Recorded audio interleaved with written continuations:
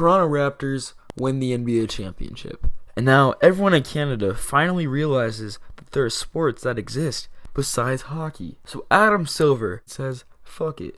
And he decides to make an expansion team in another popular city in Canada.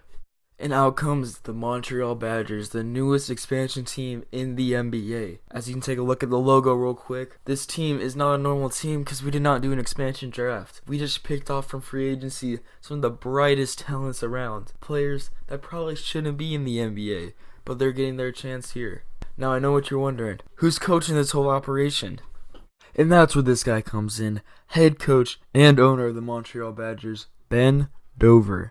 Mr. Dover spent his whole life not knowing a thing about basketball and still doesn't. He doesn't even know what a basketball is, but he won the lottery one day and decided, fuck it, let's buy an NBA team. Now, Mr. Dover is absolutely atrocious at coaching. If you look at his stats, D- offense, D- defense, and D- potential. This guy is absolute garbage.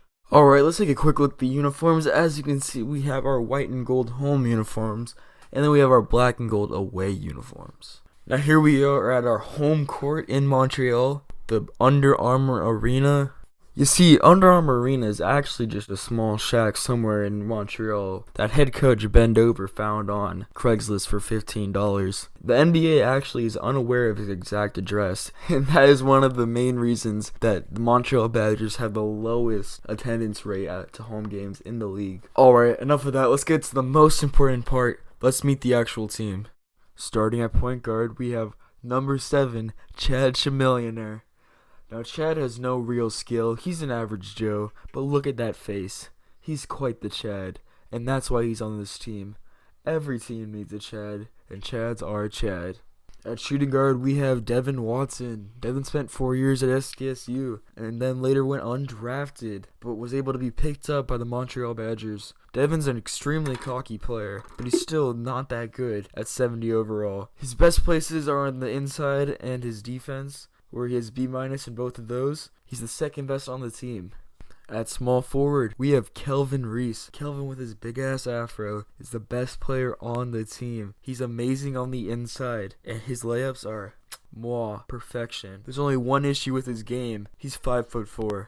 But besides that, he still is the best player on the team, coming in at 75 overall. At power forward, we have Luke Babbitt. Luke spent a year at Duke and then left convinced he'd be the number 1 overall pick in the NBA draft. But he was barely able to make it in the second round, where he was picked up by the Chicago Bulls. The Bulls dropped him right after they drafted him, and that's when the Montreal Badgers came in and swooped him up to give him a second chance. See, now when Coach Ben Dover bought the team, he wanted his 30-year-old son to be a part of it. And that's where Ben Dover II comes in. Starting at center, his best attribute is being the coach's son, but he is absolute garbage. If you look at his stats, he's a 40 overall. He literally is terrible. The only thing, besides being the coach's son, that he's good at is his height at 7'7", but it's not going to help when he can't shoot or lay up the ball. The only reason the rest of the team passes to him is because if they don't, coach is going to drop him. And then finally, our 6th man, point guard, Daniel Martinez. Daniel is way better than Chad